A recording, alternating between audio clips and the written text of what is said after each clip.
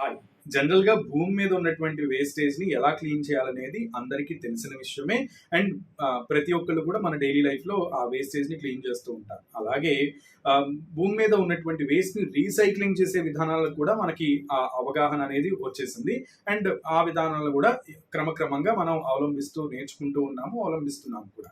అయితే అంతరిక్షంలో కూడా చెత్త పెరిగిపోయింది. ఇది కూడా అందరికీ తెలిసిన విషయమే. సో ప్రతి దేశం తమ తమ దేశాల నుంచి విస్తృతంగా శాటిలైట్స్‌ని ప్రయోగిస్తున్న క్రమంలో అక్కడ కూడా చెత్త పేరుకుపోయినటువంటి పరిస్థితి. దాన్ని కూడా రీసైక్లింగ్ చేయడమా, లేదంటే అంతరిక్షాన్ని నీట్‌గా ఉంచే విధంగా ఆయా దేశాల యొక్క ఈ శాటిలైట్ సంస్థలు, స్పేస్ స్టేషన్స్ ఆ ప్రయత్నాలు చేస్తున్నాయి. అందులో కూడా సక్సెస్ అవుతున్నాము కొంతమేర.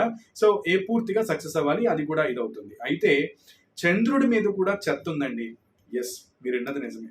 సో చంద్రుడి మీద చెత్త ఉందనేది నాసా తెలిపింది. అండ్ ఆ చెత్త అంతా ఇంత కాదు, దాదాపు 96 బ్యాగుల దాకా కూడా చెత్త వేస్ట్ ఉందంట. అది కూడా మన వేస్టే, అంటే హ్యూమన్ వేస్టే ఉందంట. సో చంద్రుడి మీద ఉన్నటువంటి చెత్తని క్లీన్ చేసే ఉపాయం మీ దగ్గర ఉందా?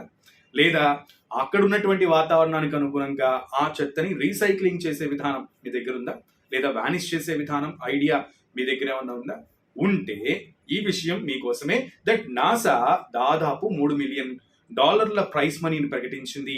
ఈ చంద్రుడి మీద ఉన్నటువంటి చెత్తని క్లీన్ చేయడం లేదా రీసైక్లింగ్ చేసే విధానాలు, ఐడియాలు వాళ్ళకి గనక చెప్తే ఆ ఐడియాస్ లో బెస్ట్ ఐడియా ఇచ్చిన వాళ్ళకి ఈ ప్రైజ్ మనీ అంటూ తెలిపింది. సో 25 కోట్లు మీ సొంతం చేసుకోవడానికి మీకు ఉన్నటువంటి మంచి సదవకాశం ఇది. సో నాసాకి మీ ఐడియాస్ ని పంపించండి. All the best.